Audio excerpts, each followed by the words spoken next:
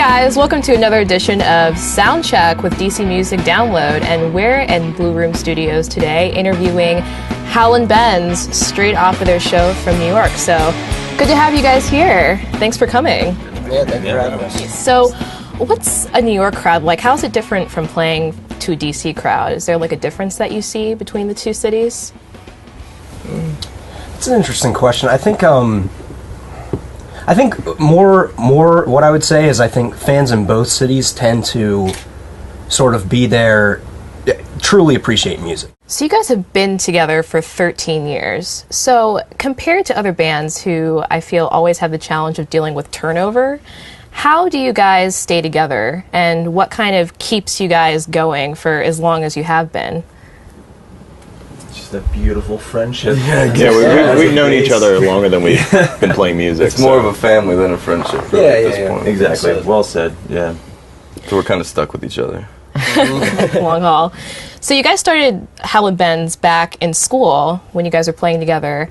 Do you ever find that it's a challenge being so close and having to deal with one another on a more business level? Do you find that it's hard to handle logistics being as a band when you're so close as friends?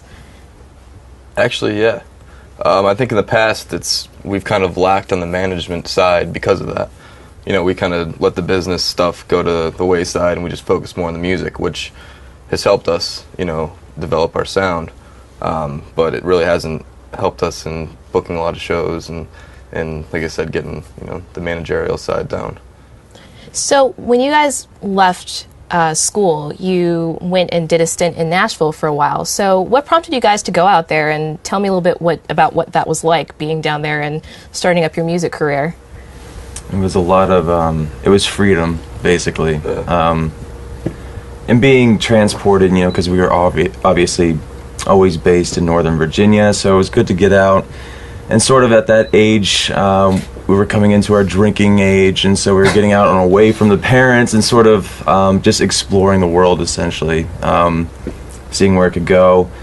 But basically, it was just a good experience in the traveling aspect, meeting new people, seeing and just seeing what another city's music. Yeah, because I noticed that with your new EP that you have out, a lot of it has a little bit of like a bluesy, like southern sound to it. What was the biggest challenge of being in Nashville, being so young and, trying to learn the city all by yourselves? I think it was not knowing anybody. Yeah. Or having any money. Yeah, that was tough too. It was brutal. Yeah.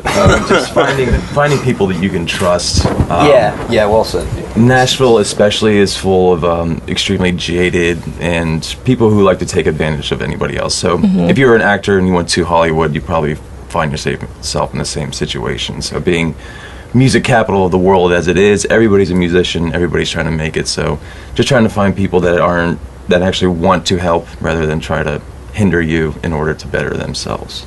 It was a fun challenge, and I think that, it sort of taught us a lot about, in addition to evolving our sound, I think it taught us a lot about sort of the business side of music and everything.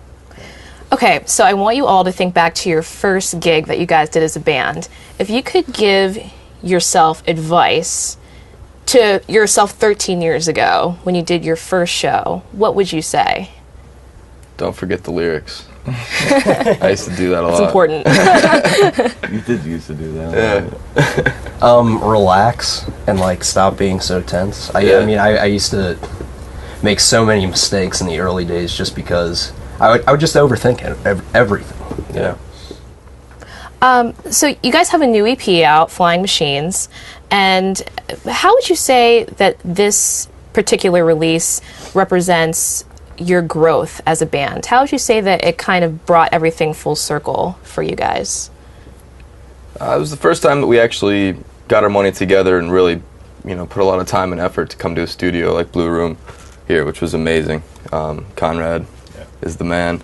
Great place, yeah. And, we just were able to take the stuff that we've been working on for the last 2 years or, year and a half and really, nail it down and, professionally.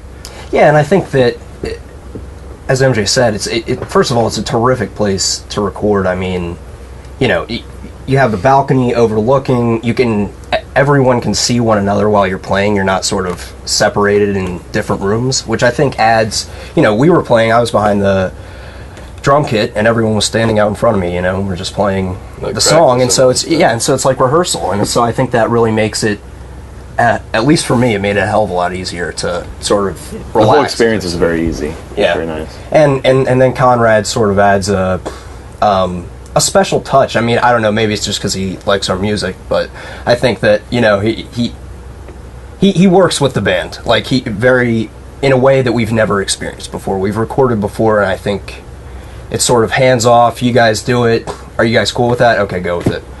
And Conrad will sort of say, that sounded good, but you guys can do it better, the previous take was better, yeah. So You can tell that he's passionate about Yeah. what he does, and he cares about the music that comes out of this place. He'll give you as much feedback as you want, basically, and it's very nice. Some people aren't as hands-on usually, so. Will we expect another release from you guys sometime in the near future, or? Absolutely. Cool. Yeah. What's interesting is there'll be some critics who'll say, it's not worth it for a regional band to put out a full-length album because it's too much money, it's time-consuming. Do you find that it's the case with the way that you go about releasing music, that you would rather release it in a short form versus a long form? Do you think that it's worth it to put out a full length? I think a full length will be beneficial to us, because if you listen to the EP, there's a varying difference in genre and influences that come from every song. So very much an alternative rock in general, but there's elements of country that comes out in God is Coming, and more of the hard rock coming out in Susie. That's how a lot of our songs are. So now that you guys are back here and you've done your thing for a while, would you ever see yourselves moving out of DC in the future to continue your music career somewhere else? I'd say so. Yeah, if an opportunity presented Yeah. itself. That said, I mean, I think that the nice thing about being in DC is there's sort of there feels like a groundswell of like a real, legitimate, really good music scene coming back to this city, and I think that to be a part of that and sort of, play a usher role that in, in. and play a role in that, I think is a really cool opportunity that we have in DC, and I don't think you have that a lot of places, especially, the big cities, yeah. What would you say is your favorite venue to play in DC? That's tough. I would say Iota for me. I really the like sound the there is atmosphere great. there, and the sound usually Sounds is pretty consistently very good. And honestly, that's one of the most important things about a venue. It can look really dingy, as long as the sound's right. That's all that really I matters. mean, Rock and Roll Hotel for me would probably be number one. Again, I think the sound there is always really terrific, and it sort of has a unique sound. I mean, as does Iota, but I really like Rock and Roll Hotel. Cool. Well, thank you guys for coming to the studio. It was great chatting with you. And thank you guys at home for watching Soundcheck with us. And make sure to friend us on Facebook at DC Music Download and Blue Room Productions as well. And until next time, we'll catch you later.